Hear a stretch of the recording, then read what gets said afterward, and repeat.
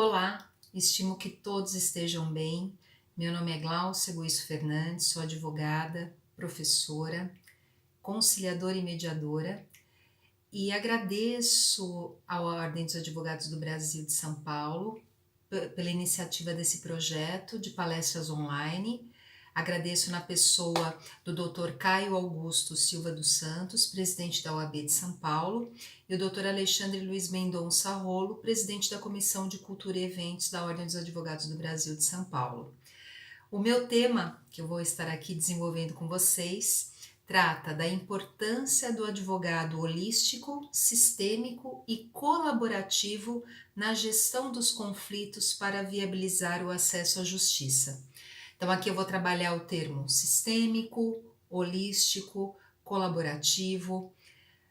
O que é o conflito, a gestão desse conflito, prevenção, resolução, o que é o acesso à justiça, para nós buscarmos também e discutirmos um pouco sobre a importância da comunicação, do diálogo entre todos os envolvidos nas várias questões que envolvem os seres humanos e o papel do advogado em todo esse processo.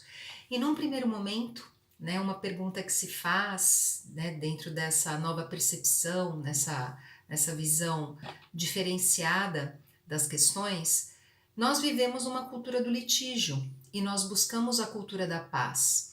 E se faz uma pergunta, o que é paz? Quando eu pergunto isso, as pessoas param para refletir, existe até uma dificuldade e às vezes respondem a ausência de conflitos. Mas a grande questão é impossível você ter uma vida em que você não passe por questões conflituosas. Os conflitos são naturais das relações humanas, da nossa essência humana. O grande ponto é como nós vamos evitar o confronto.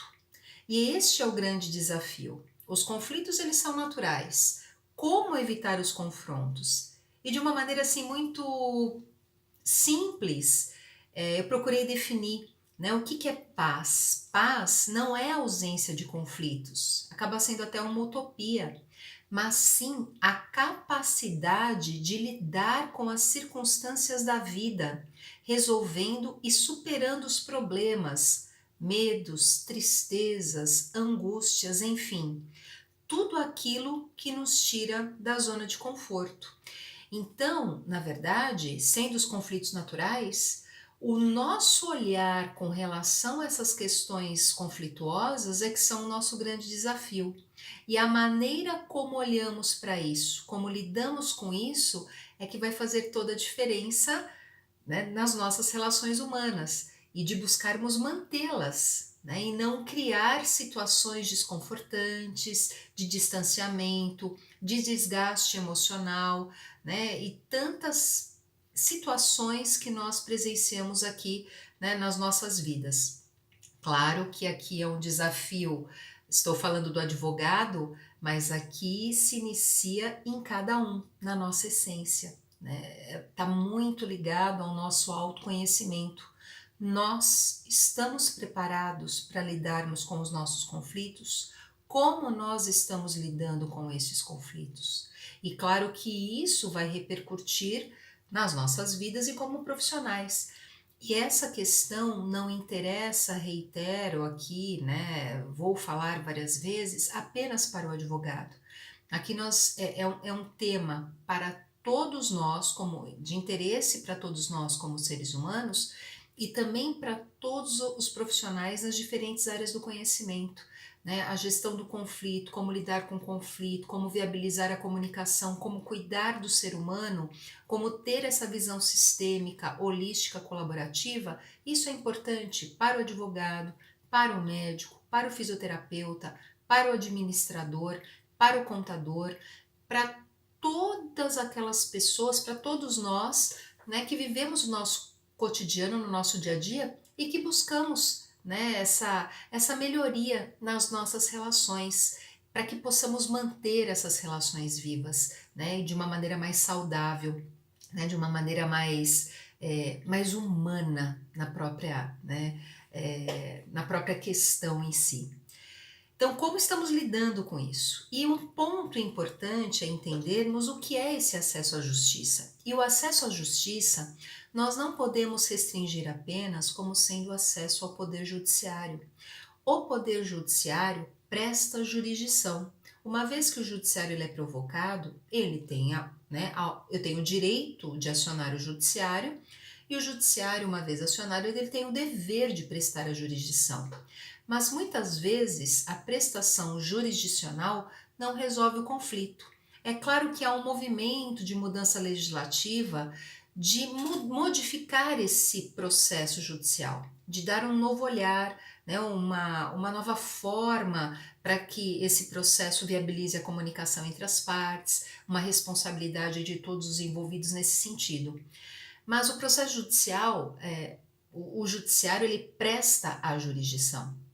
Muitas vezes não resolve o conflito. Essa nova visão busca propiciar isso, mas é importante que o advogado ele entenda que o acesso à justiça também é mostrar, é ter o conhecimento, compreender que existem outros meios para viabilizar esse acesso, né? Por exemplo, nós temos a negociação, nós temos a mediação, nós temos a conciliação, nós temos a arbitragem, nós temos as constelações, nós temos setores aí de atendimento diferenciados, ombudsman e tantos outros que viabilizam esses canais de comunicação para que nós possamos prevenir questões que possam trazer confrontos e até buscar resolver de uma maneira diferente questões que já estão confrontando, né, de pessoas que já estão se vendo em situações de conflitos, e aqui podem ser pessoas físicas e ou pessoas jurídicas. Então é importante entender que o acesso à justiça não se restringe ao acesso ao poder judiciário. Há uma visão muito mais ampla disso. Isso não é de agora, isso já vem desde a antiguidade. Aristóteles, né, dentro dos seus pensamentos, né, da sua filosofia, já tratava a justiça como uma virtude. Eu sou justo, eu tenho um parâmetro outro. Como eu lido com a outra pessoa, que é um reflexo daquilo que eu quero, né? Como eu disponho da minha alma para cuidar do outro, né? Dentro de uma consciência. Então, essa ideia de ser a justiça algo virtuoso é algo que, né, eu tenho como parâmetro o que eu espero de mim e que vai refletir para o outro.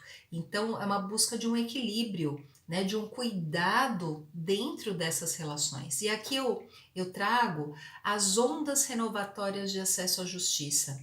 Nós temos 4 ondas renovatórias que foram se aperfeiçoando ao longo da história, né, buscando entender e mostrar o que é esse acesso à justiça.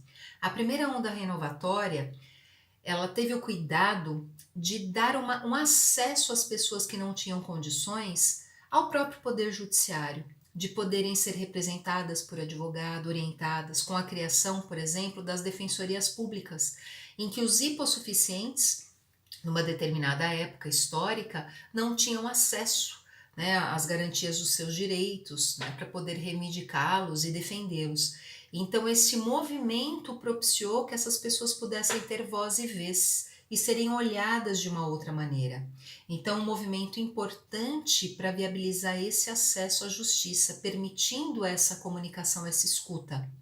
Uma segunda onda renovatória de acesso à justiça é aquela que trouxe uma percepção de um cuidado desse acesso não se restringir apenas ao particular, mas também resguardar os interesses coletivos e os interesses difusos. O que é o interesse difuso? É um interesse que não é apenas do particular, privado, não é apenas do público, mas sim é de responsabilidade de todos, né? Os interesses difusos, os direitos difusos dizem respeito ao particular e ao poder público. Todos nós somos responsáveis. Então, uma forma de viabilizar e entender o acesso à justiça é permitir que todos tenham essa acessibilidade no interesse não só diferenciado, individualizado, mas também no interesse de todos nós, sem uma supremacia, né, do interesse até público com relação ao interesse privado, mas de uma harmonização. Todos nós somos responsáveis, né? E isso, até essa questão do interesse difuso, quando nós olhamos as próprias áreas do conhecimento, do direito, né? Hoje a gente tem o direito civil que trata do interesse dos particulares, mas uma visão constitucional, uma visão muito mais ampla, o próprio direito penal, dentro de uma amplitude muito maior, então o próprio direito ambiental, o direito do consumidor, então são áreas do conhecimento dentro de uma visão difusa, o direito à saúde numa visão ampla, então na verdade é em consonância, todos nós temos interesses, o particular tem o seu papel, e o poder público tem o seu papel também dentro das políticas públicas, mas todos trabalhando em conjunto para viabilizar o acesso à justiça, fora do próprio poder judiciário, nas relações cotidianas, num processo administrativo, num processo arbitral, em quaisquer circunstâncias. A terceira onda renovatória, que traz essa ideia de acesso à justiça, essa já vem até com a própria.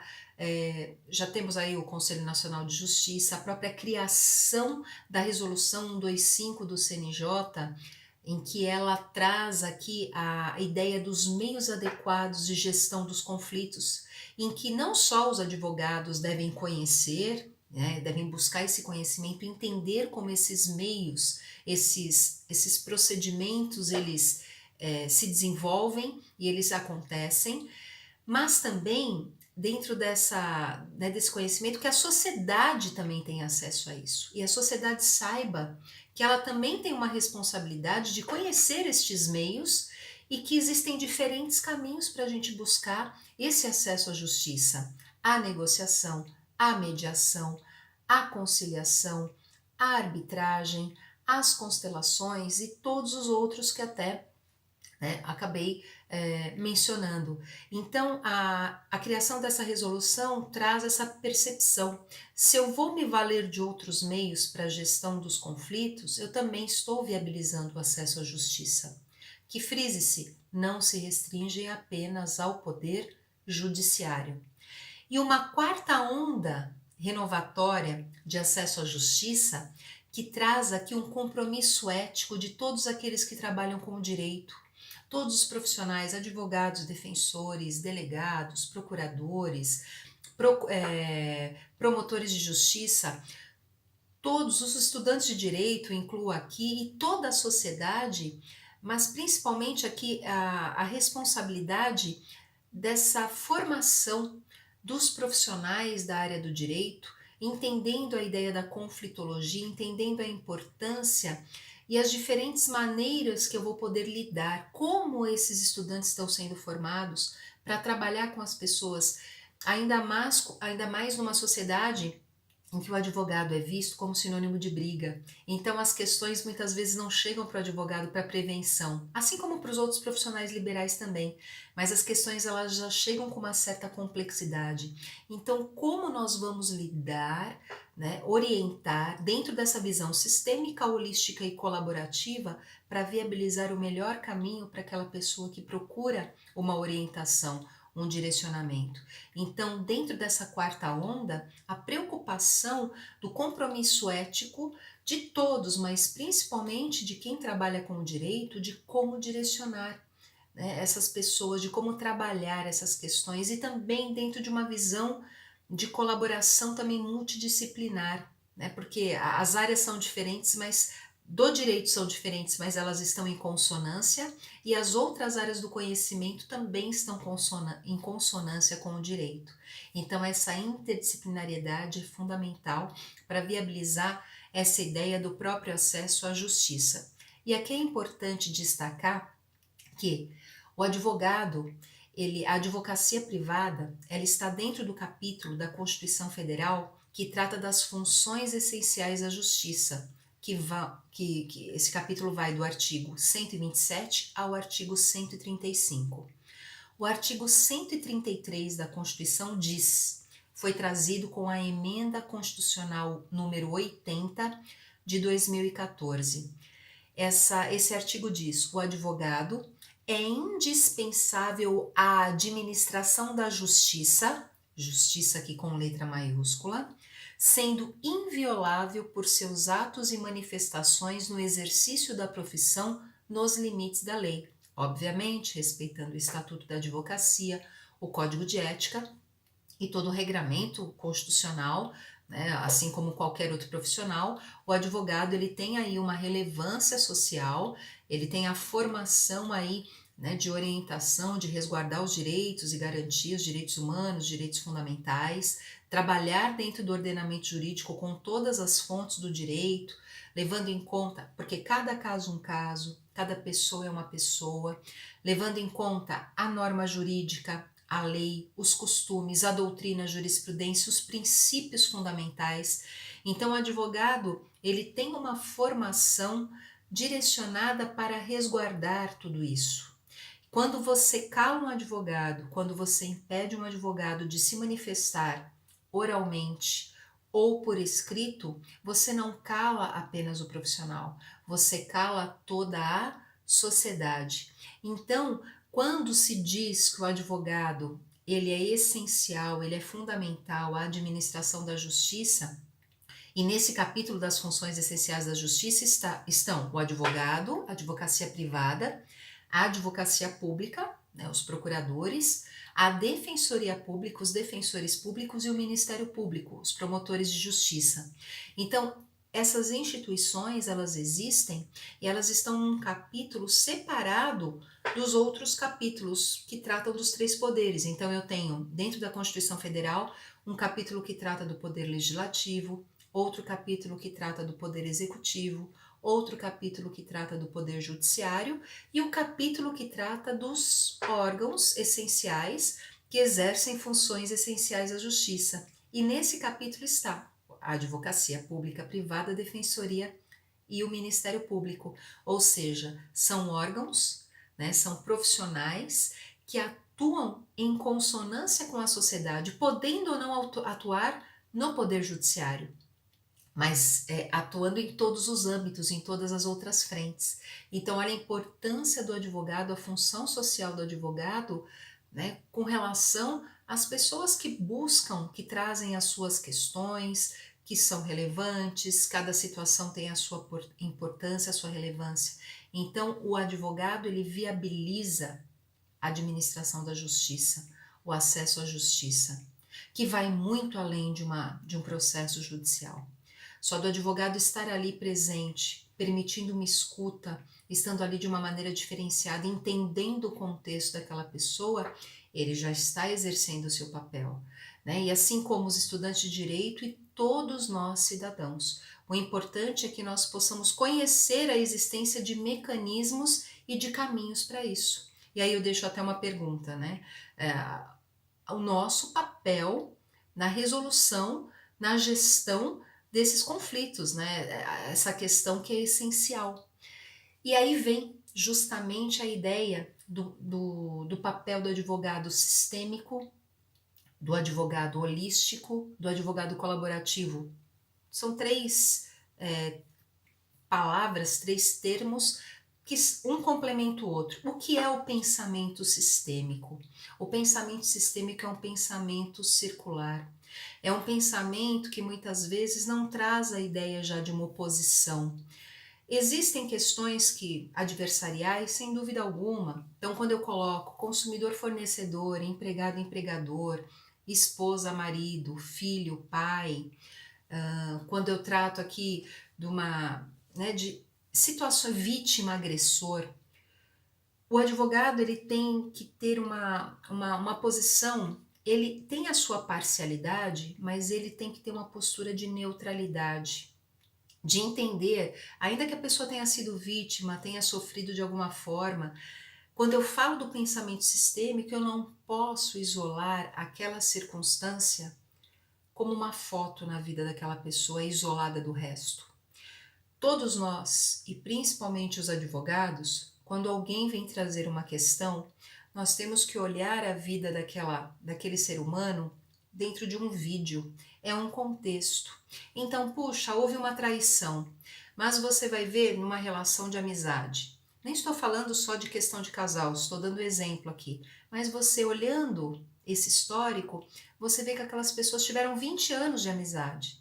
E ali aconteceu um evento que foi a gota d'água, mas eu não posso olhar esse evento de uma maneira isolada, eu tenho que olhar todo o contexto, todo o histórico das pessoas que estão envolvidas e até olhando o meu cliente dentro de um sistema que ele tem, familiar, né? Por que ele age daquela maneira muitas vezes e uma questão até de um histórico dos próprios antepassados que influenciam na vida dessa pessoa hoje. Então, o olhar sistêmico permite esse olhar circular, esse olhar do conjunto, num vídeo e não em fotos isoladas, de uma interdisciplinariedade com a sua complexidade, dentro de uma integração, trazendo todo um contexto de uma vida, de um histórico, sem isolamento, porque aí eu consigo auxiliar até numa ampliação, numa visão ampliada, né, numa visão sistêmica. Quando eu trago o termo holístico, o advogado holístico é aquele que compreende o que é o holístico. É compreender os fenômenos na sua totalidade, na sua globalidade. Então, holístico, até o termo vem do grego, que significa holos, que significa todo, inteiro. Então, essa percepção, o advogado ter essa sensibilidade de um conjunto, de uma circunstância que, entendendo o conjunto, eu consigo também entender caminhos diferentes que eu possa orientar e auxiliar aquela pessoa que me procura. E o pensamento colaborativo?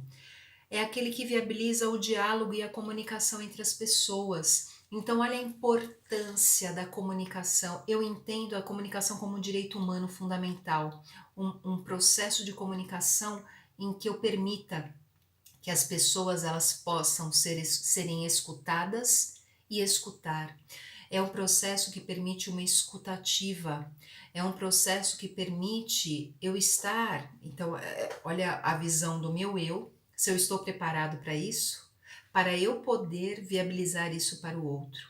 Então, eu estou preparado aqui para, de certa maneira, olhar o outro de uma forma com neutralidade, sem influenciar o outro com as minhas questões ou sem ser influenciado pelo outro com as questões que ele me traz, porque quando eu me envolvo muito, quando eu me afeto muito com aquilo que o outro me traz, alguma questão existe em mim e eu preciso trabalhar em mim antes de poder direcionar as outras pessoas.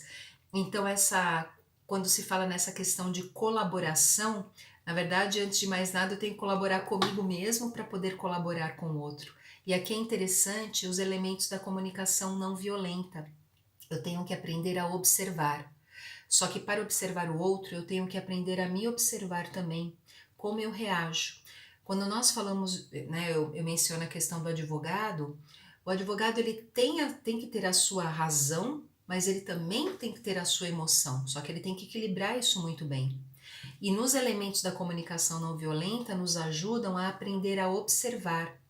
A arte da observatória ela tem que ser muito mais ampla, porque observando eu percebo os meus sentimentos e os sentimentos do meu cliente, as minhas necessidades, as necessidades do meu cliente e o que é preciso pedir.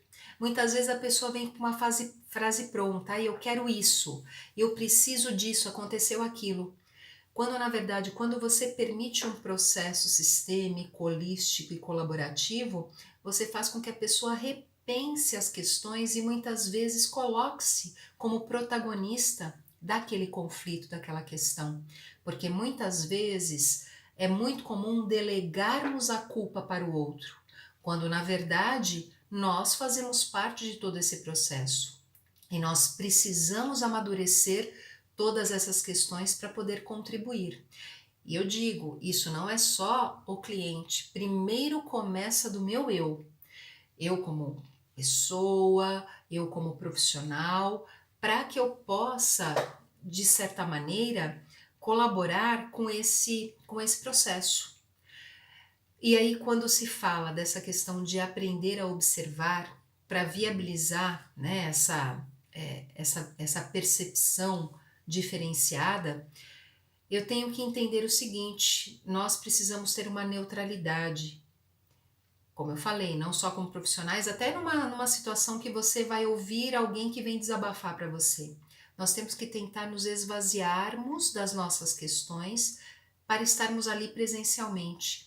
Quando se fala em empatia, o colocar-se no lugar do outro, ainda que você se sensibilize com a questão do outro, nós nunca vamos conseguir sentir da mesma forma, mas é um processo importante dessa sensibilidade em que eu, estando ali presente, como pessoa, como profissional, como advogado, eu observo todas aquelas questões que são trazidas, eu me permito estar ali de uma forma neutra, buscar essa empatia e depois vem uma situação de se solidarizar no sentido de como é que eu vou poder auxiliar essa pessoa. Se eu sou um amigo, se a pessoa me permite, a solidariedade é diferente de empatia. Solidarizar-se quando a pessoa te permite ajudar. O advogado, quando ele atende, faz uma consulta e permite ali ouvir a questão do seu cliente, trabalhando todos esses pontos, essa observação com empatia, depois com a orientação, ele vai buscar o quê? Auxiliar o cliente, claro, cobrando seus honorários, né? Buscando aí orientar da menor maneira possível no interesse do seu cliente, né? E aí é o que é um ponto importante também, porque quando a gente fala do advogado, ele precisa conhecer que existem outros meios, que existem outros caminhos para resolver as questões, para poder proporcionar isso para o cliente. O advogado ele pode resolver no próprio escritório, ele pode enviar uma carta convite para o advogado da parte contrária, para que todos compareçam para uma conversa, ele pode ter uma equipe multidisciplinar para auxiliar nesse processo de comunicação, ele mesmo pode já resolver ali, tem que ter essa visão, cobrar pelo seu trabalho, saber elaborar um contrato de honorários, trazer a possibilidade de outros mecanismos, saber cobrar por todo. O fato de um advogado viabilizar outras formas para resolver uma mediação, ele não vai deixar de ser advogado por conta disso, muito pelo contrário. Ele vai estar ali no interesse do seu cliente. E um ponto importante, e já caminhando aqui para o final, que eu acho uma palavra para mim que é fundamental, é o empoderamento. O advogado ele tem que saber o seu papel, ele tem que saber da sua responsabilidade no âmbito social, na sua função relevante na sociedade, no Estado democrático de direito. Ele tem que estar empoderado nessa função de dar possibilidades e caminhos para viabilizar esse diálogo, essa comunicação que cada vez está tão mais restrito. A tecnologia vem para nos ajudar, mas a gente percebe que às vezes ela afasta ainda mais as pessoas. Não é porque hoje estamos com tantas questões virtuais, agora mais do que nunca nós precisamos possibilitar esse processo de comunicação, de aproximação entre as pessoas. Então, o empoderamento do profissional, junto com outros profissionais, não olhar o seu colega de profissão como um inimigo. Ele pode estar do lado oposto, um adversário, mas ele está também ali, o outro advogado, trabalhando no interesse do seu cliente. Então, a proximidade dos profissionais não é em prejuízo do cliente, muito pelo contrário, é para auxiliar na busca de resolver, de prevenir e resolver aquela questão. O empoderamento do profissional advogado, do outro advogado, de todos os envolvidos, seja no processo judicial ou fora dele, todos aqueles que colaboram com o processo de amadurecimento recíproco, né, de todos. O empoderamento do cliente, ele é protagonista da sua história, ele é responsável por aquilo que está acontecendo, ele tem que estar engajado nessa responsabilidade, não delegar apenas para que o outro resolva. Então, este processo de amadurecimento, de desenvolvimento é essencial para as relações humanas. Então, quando eu digo acesso à justiça, comunicação, a gestão dos conflitos passa por essa visão sistêmica, holística, colaborativa tão necessária para as nossas vidas como seres humanos e também para todos os profissionais e, claro que sem dúvida alguma, para o advogado, que tem um papel importantíssimo no âmbito social. Eu agradeço a oportunidade, espero ter, né, novos encontros virtualmente ou presencialmente e fico aqui à disposição para que nós possamos dar continuidade nessa nova visão, nessa percepção diferenciada do trabalho relevante e importante de todos nós, advogados, dentro do Estado Democrático de Direito. Gratidão e até breve.